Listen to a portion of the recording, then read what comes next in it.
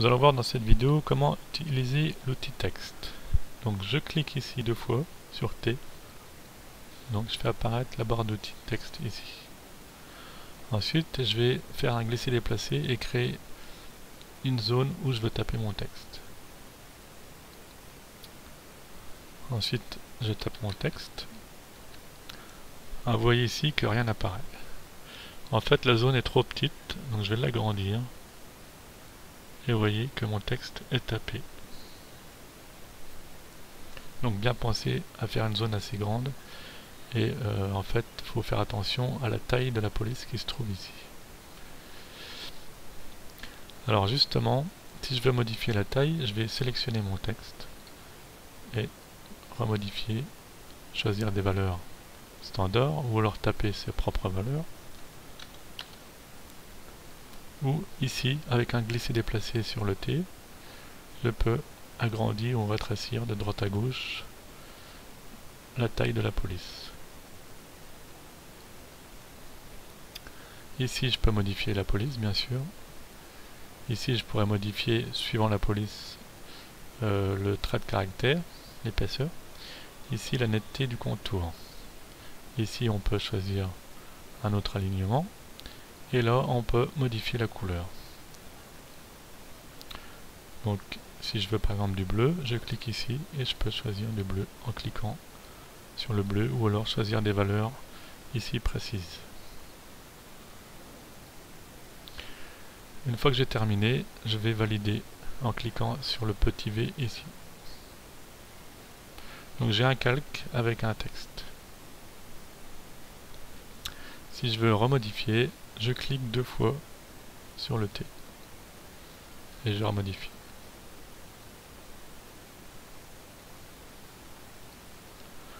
Ensuite, si je veux déplacer le texte, je vais prendre l'outil déplacement là à gauche et je vais pouvoir modifier mon texte à condition que le calque soit sélectionné. Si je ne sélectionne pas le calque, j'ai ce message: impossible d'utiliser l'outil déplacement car aucun calque n'est sélectionné. Donc je sélectionne mon calque et je peux déplacer mon texte.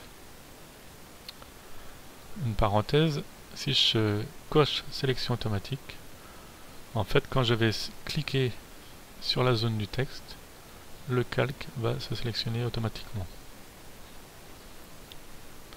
Ici nous avons option de transformation. Donc s'il est coché, nous avons l'affichage du cadre.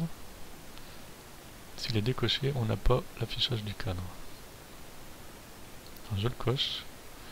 Ainsi je peux jouer avec le cadre, c'est-à-dire je peux par exemple faire un glisser-déplacer et tourner le cadre. Donc tourner mon texte. Je peux aussi modifier les proportions comme ceci. Et je peux appliquer une déformation en cliquant sur cette icône. Ici j'ai déformation 100. Je vais pouvoir choisir une déformation dans cette liste. Par exemple, drapeau. Donc j'aurai cette forme de drapeau avec un petit carré que l'on peut glisser aussi, qui permet de modifier les paramètres.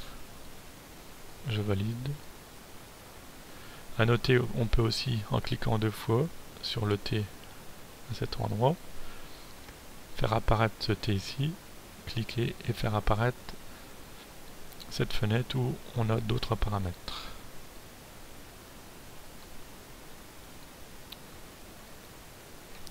Pour terminer, on peut aussi saisir du texte dans le sens vertical. Là, je supprime mon calque. Si je clique droit ici, je change l'outil et je vais choisir l'outil texte vertical. Je fais une zone verticale et je peux taper mon texte dans ce sens.